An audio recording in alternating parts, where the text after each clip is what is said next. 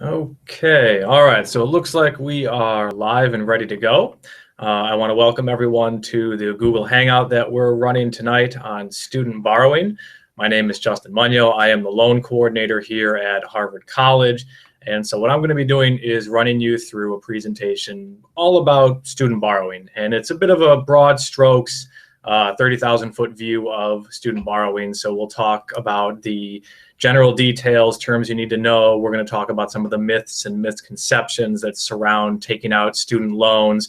So we'll go through a lot of information, and I'm going to have a lot of it on a PowerPoint, but I want to encourage anyone who is watching right now, feel free to ask questions throughout the Hangout. There's a little Q&A bar you can use.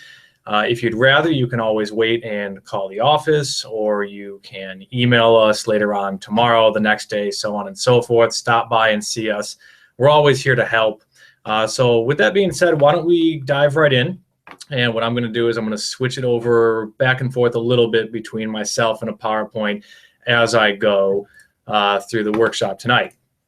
So first thing we want to look at .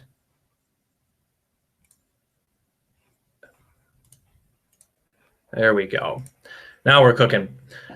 So an introduction to student borrowing. This is where we're going to start. And the agenda as far as it goes tonight, I'm going to start with some myths and misconceptions about borrowing. We're going to go through some important terms to know, talk about how to get a loan and how to discern what makes a loan good versus bad, because there are a lot of good loans and there are a lot of bad loans out there. So I want to help you tell the difference between them.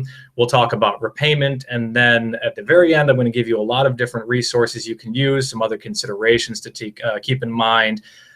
So there's going to be a lot of information thrown at you. The first thing we want to start about with the student loan hangout here are some of the myths that people talk about, think of. If you're not familiar with Futurama memes, this is one of my favorites, and it's laden with sarcasm, so don't take it seriously. The first myth I can think of that I hear from students and parents alike is that taking out student loans will ruin a credit score. That's just not true. What will ruin a credit score is not paying your loans back. That will definitely have a negative effect. But taking out a student loan doesn't ruin your credit score. Lenders may see it on the credit report, but it's not until you actually go into repayment that it has any sort of impact, either positive or negative. So just know that if you do take out student loans, when you do go into repayment, you want to make sure you're paying on time, at least the minimum every month, and that will help you build a strong credit score. Another myth that I hear about a lot is taking out a student loan is a bad idea. I should never do it. It's a terrible thing. And again, this is just, it isn't true. You know, you're listening to somebody right now who has and took out student loans when he was in college. I am still paying them back, and it's fine as long as you're responsible. And there are some instances in which taking a loan might not be a bad idea. It may actually be appropriate.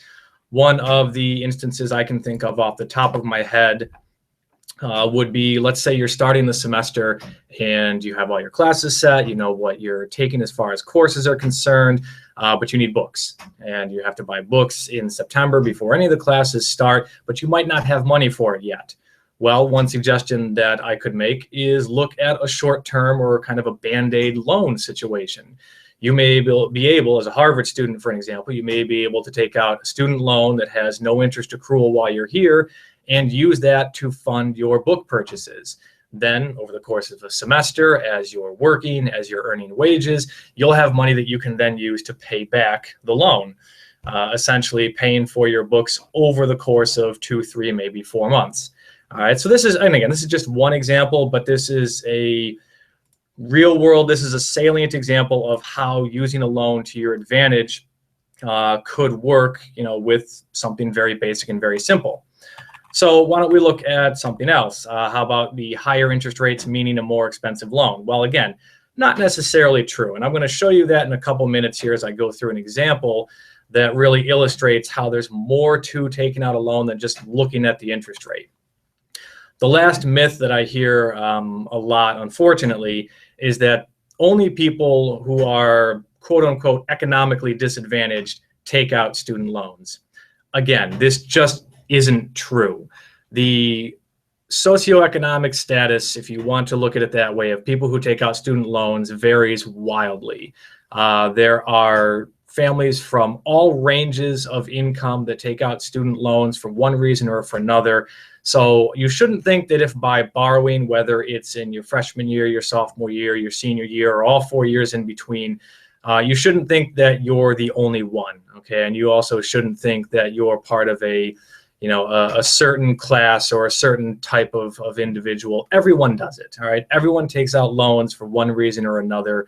And there's always resources to help you no matter what your scenario, myself included. So, again, don't think that you're the only person in this boat. Again, it's just not true. So why don't we move forward now and talk a little bit more nitty gritty about loans themselves. There's going to be a lot of jargon, a lot of terms and different words that are thrown around in the lending world. And so these are some of the ones that I think are more important that you should know. The first two are lenders and servicers, and these are the most important because these are the individuals you're going to be dealing with, okay? Lenders are the people who lend you the money. They are the ones who are funding the loan. Servicers are the ones who collect it, okay? Sometimes they may be one and the same. Sometimes they may be different. A good example would be Harvard. We have our own student loans that we lend and we service. So you're dealing with one individual, one organization. The federal government is different because they are the lender, but they contract their servicing out to other individuals, other organizations. So you may be dealing with two individuals there. Another really important term to know is the interest rate of any given loan. And interest rates can be fixed or variable. Fixed interest rates are very straightforward. The rate is what it is, and it won't change over the life of the loan. It's very predictable. A variable interest rate, as the name implies, can change. It can vary. Usually variable interest rates are tied to a certain index, something like a prime rate or a London interbank exchange rate. It depends on the lender. A little bit more detailed on interest rates, they can be subsidized or unsubsidized, and then capitalization is key. So these all go together, and what I mean by that is a loan that has a subsidized interest rate means that while you are enrolled at least half time in school, there will be no interest accrual on that loan. Harvard loans are a good example. As long as you are enrolled at least half time as an undergrad, the loan is subsidized, meaning while you're here, there's no interest accrual. All right. Sometimes loans can be unsubsidized, and that means that no matter whether you're enrolled or whether you're on a leave of absence or whether you've graduated, the loan is going to accrue interest. Capitalization is what happens when you take an unsubsidized loan and you allow the interest that accrues to be added to the principal.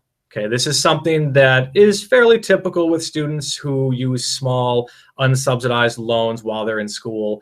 The only concern I have with capitalization is that if you let it run for a really long time, it can drastically increase the amount of your loan, the amount you're going to pay back, and the cost over time. So you want to be careful with interest capitalization. Now, your grace period, this is a period of time after you drop below half-time enrollment. So for most students, this is graduation, before your loan goes into repayment. Using the Harvard loan as an example again, what will happen is a student who goes 4 years without taking any gaps or any leaves of absence will graduate. They'll get a grace period of 6 months. And then after grace period is up, that's when repayment starts. Okay, so grace period is the time that the lender and the servicer is thinking that theoretically you're going to be becoming gainfully employed, getting a steady income stream, basically getting ready for repayment. Now, the repayment term, this is the amount of time over which you can pay back the loan. It's the maximum. Repayment terms can vary, and I'll show you that in a bit. A co-signer is essentially a person who signs on the loan with you. A lot of private lenders have co-signers. A lot of students who do have co-signers will usually have mom or dad or another parent co-sign on the loan for them. What co-signers should be aware of and what you should be aware of if you're ever asked to co-sign on a loan is that by doing so, you are sharing the exact same legal responsibility as the borrower. So if you co-sign on a loan and the main borrower leaves or stops making payments, a lender is going to ask you to come up and do it instead. So it is a really important thing to keep in mind. And then finally, deferment, forbearance, and default. These are 3 terms that I'm going to go through in a little bit, so just keep them in the back of your mind. But they are really important when talking about education loans. So where do you get a loan? Well, the federal government is the first place that most people think of, and they honestly have a lot of money set aside in federal loan programs. over billions and billions of dollars they have available. And for students, those typically take the form of federal direct loans.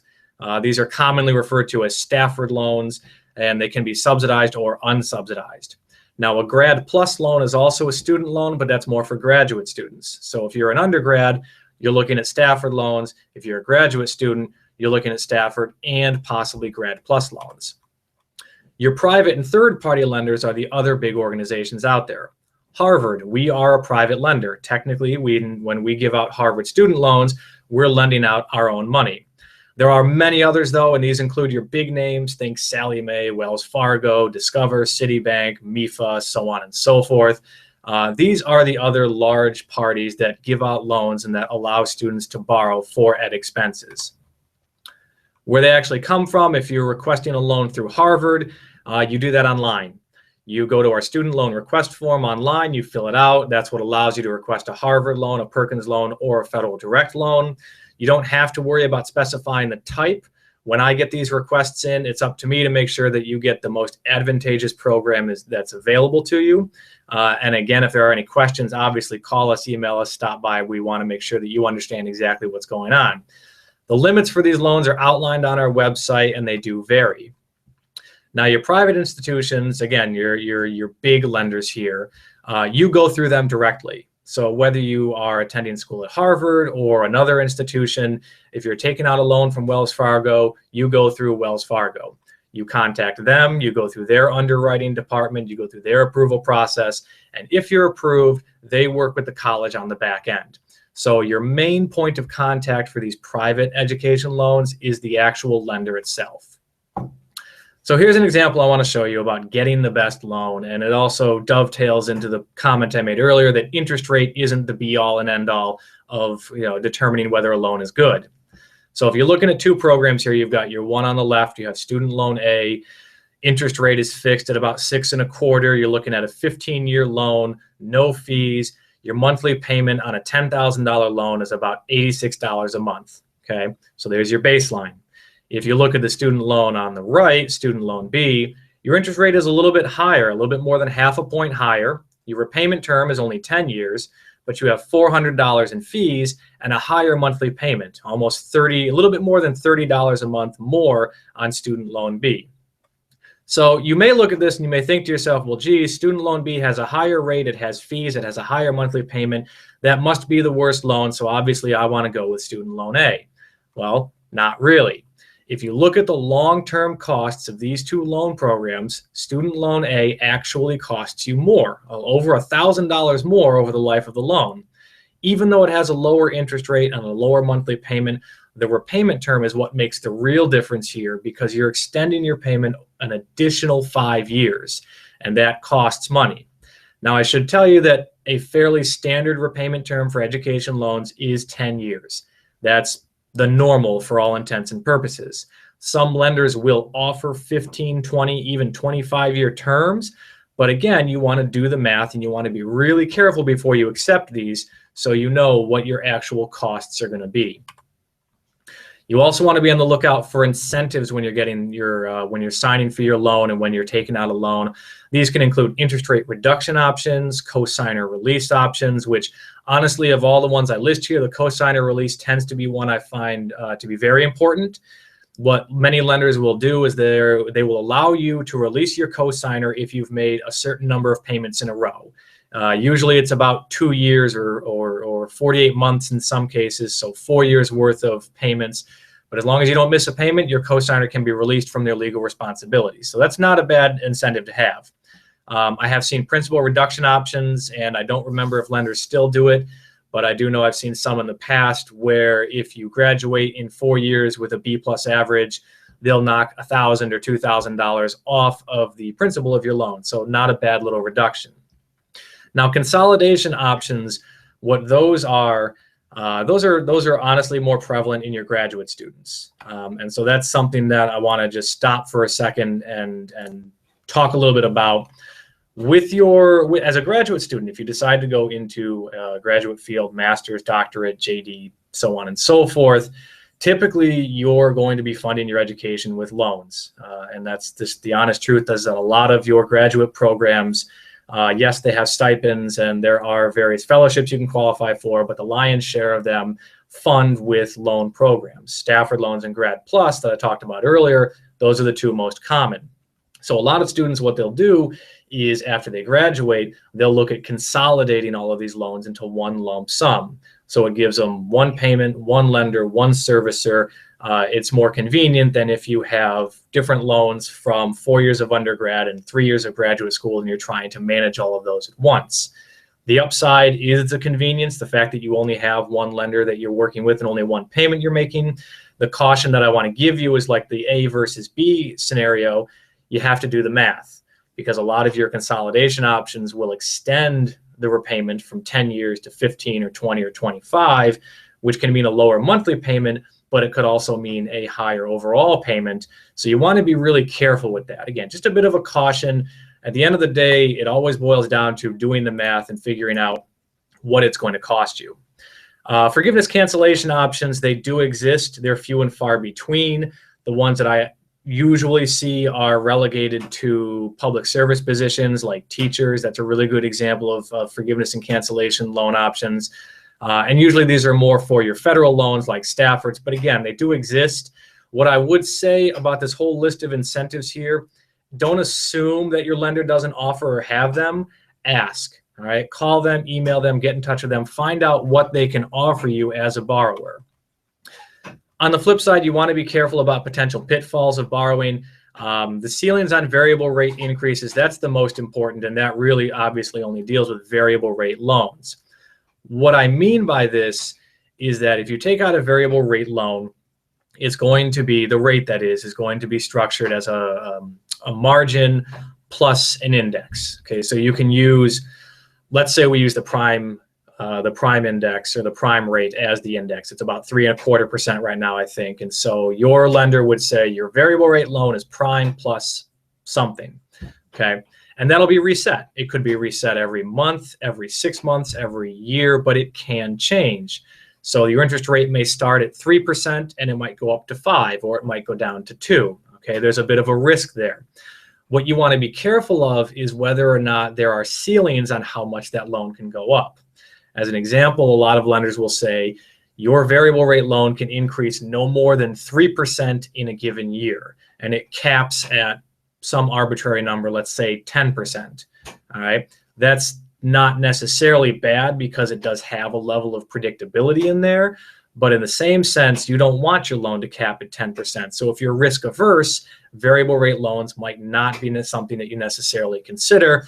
Again, it's really up to you. Make sure you read through all the terms and conditions before you sign on the dotted line. And late payment penalties, as I said before, the only thing that's really going to kill your credit is not making payments, making late payments, making payments that are less than the minimum. That's what you want to be careful of. So the actual timeline, as far as loan repayment goes, this is with a Harvard loan as an example. I'll tell you how it differs from your private lenders. But generally speaking, you request a loan while you're in school. That's when you're in the deferment phase. You're on the far left here. Once you drop below half-time enrollment, which for most people is graduation, you go into grace period. Once your grace period is up, you go into repayment. Okay, so that's the real basic structure of your repayment term. Some private lenders don't allow for deferment or grace period. You take out the loan, and in 30 days, you go into repayment. So it's a pretty instantaneous process. For loans that do have deferment and do have grace, you will be contacted by your lenders the closer you get to repayment. So if you're graduating in May and you have a 6-month grace period, you can expect to hear from your lender sometime in November or December. So that's really the timeline you're looking at. You want to make sure, though, that you're proactive as much as you possibly can be. And the way I always say this, you don't want to be reactive, you want to be proactive. If you are expecting to hear from your lender, if it's November 13th and you haven't heard from anyone yet, contact your loan servicer, email them, call them, make sure you get in touch with them, because not hearing from them doesn't mean your loan is forgiven, doesn't mean it's disappeared, doesn't mean you don't have a payment due. It probably means they can't get in touch with you. If anything changes, if your name changes, your address changes, email, phone numbers, anything changes, again, contact your loan servicer and make sure they have the most up-to-date information possible. As a college student, in all likelihood, Once you graduate, you're probably going to move a few times within the next year or two before you actually settle down at a job or in a house or otherwise. Every time you move, you need to contact your loan servicer. You want to make sure they are up to date with your address and with your contact info. And finally, if you think you're going to have any trouble making payments, whether it's the minimum or otherwise, again, contact your loan servicer. You don't want to ignore the bills in the mail and assume they'll go away, or say to yourself, well, geez, I'll get to it next month, because that's not what your lender or your servicer is going to do. Okay, you want to make sure you're in touch with them. That's the best way to make sure that you can manage your repayment and not end up taking a hit on your credit score for missing payments. Some lenders have options like deferment and forbearance. Now, both of these are essentially a temporary pause on your payments, and they're discretionary. The real difference between the two lies in your interest rate. With a deferred loan, if you're in deferment, loans that are subsidized remain subsidized, okay? So that means that if you had, and again, I'll use the Harvard loan as an example, if you had a Harvard loan that was subsidized while you were an undergrad and you go into deferment after graduation, you keep that subsidy. So interest continues to be paused. This is typically used for graduate school. That's what most people use deferment for, but there are many other options, including Peace Corps, military service, certain volunteer organizations, and others. If you're not sure what qualifies, contact the servicer. Now, a forbearance is a little bit different. It's still a pause on your payments, but the interest in a forbearance continues to accrue no matter what the type of loan is. Whether you have subsidized or unsubsidized, interest is going to continue to roll in. All right. Forbearances are typically only used for financial hardships. And this is really important to keep in mind, is that you want to try and avoid going into a forbearance if you can. You know, if you lose your job or if your hours get cut and you have to do it, then you have to do it. All right. It's something where you want to work with your servicer on. But the longer you're in a forbearance, the longer interest is accruing and the greater your loan balance is becoming. So the less time you can spend in that kind of a state, the better off you're going to be. But do keep it in mind as a bit of a contingency plan if you need it. Now, on the kind of the extreme end of things would be loan default. And so defaulting on a loan is not making payments at all. And for doing this for upwards of 270 days, which is about 9 months, if you don't make any payments, you risk going into default. And this is about the worst thing that you can do with a loan. And this isn't just student loans. You know, I should back up and tell you, this is for auto loans, business loans, mortgages, personal loans, anything. You don't want to default on a loan. The first thing that happens is it gets reported to credit bureaus. So, you know, there's the hit to your credit score that we talked about. But by not making payments, you're not going to be able to avoid, sending money to the lender or the servicer. Because what's going to happen likely is you might experience wage garnishment, your tax refund could get withheld, the IRS could be involved in this. Loans that are in default are sometimes sent to collection agencies, and then they will do their own due diligence to follow up with you. And you could also face additional fines and fees. Again, this is kind of the extreme end. All right, so this is what you want to avoid at all costs. It doesn't mean not taking out loans. It just means being responsible with them, being in touch with your servicer, being in touch with your lender, being aware of what your monthly payment is, being aware of what your other financial obligations are each month, what your income is. It really is just a lot of, it seems like a lot of work, but it's really not that bad as long as you start early, which is why, if you're watching this, I hope that you're doing so before you've taken out a loan. But if not, if you already have a loan, it's good to make sure that you're up to date on what the terms are, the conditions are, and what it means to really be a borrower. So if you're in repayment, some options that you might want to consider: paying more than your minimum monthly payment, if possible, making payments during your grace period. Those are always things that you want to consider. There are no penalties or fees for prepaying, so it's only in your best interest. You can pay less in interest if you make those prepayments, so it can essentially lower your debt over time. But you should really only be doing this if you have extra money available. So it's not something that I would say do before contributing to a retirement account, before paying off high interest credit cards, before setting up an emergency slush fund. this may be something that you want to do after all of that. And really, you can structure your payments based on interest rate. That's a pretty standard way of doing it. So these are some of the tools and resources that I want to just kind of give to you here. Balanced money management. This is something that's offered through the Harvard Credit Union. So for anybody who's a Harvard student, undergraduate or graduate, you might want to look at the money management counseling sessions.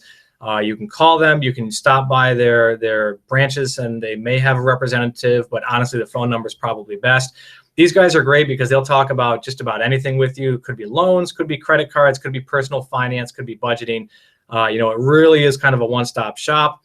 If you want to go, there are other options though. Some of the different websites and apps that are out there like Mint, Ready for Zero, Unbury.me, Clear Checkbook. These are all interesting and helpful options. All of them, I believe, are free except for Clear Checkbook. But again, it's really up to you. So I would do a little bit of research, figure out what works best for you in your scenario. If you have federal student loans, you can even contact the Federal Student Loan Ombudsman. This is an individual that works with loan borrowers to resolve any disputes that come up between you and your lender or your servicer or your guarantor. So they really are, an excellent resource to use if you need it. They have a really neat job title too, if nothing else. So I would definitely keep them in mind as well. And then, of course, use us. Harvard Financial Aid, we are here to help students. We're here to help parents with this process. So don't be afraid to get in touch by phone, by email. Again, you can stop by and talk with myself or any one of the officers that are here. So this is definitely a resource that you want to use. And we do have a whole section of our website dedicated to financial literacy. So I would encourage you to check that out as well. All right, so at this point, I'm pretty much all set. Again, I really just wanted to give a cursory rather more of a cursory overview of student borrowing and what it's like to get into the student loan field and what you should be considering if you're going to borrow. So I don't see any questions right now, which is fine. But again, I would encourage you to email us, call us, stop by if you have any questions, review the Hangout from start to finish if you really want to. I think that's a great idea. Otherwise, I hope this was really helpful. I hope that you enjoyed everything, and we look forward to working with you in the future. Thanks.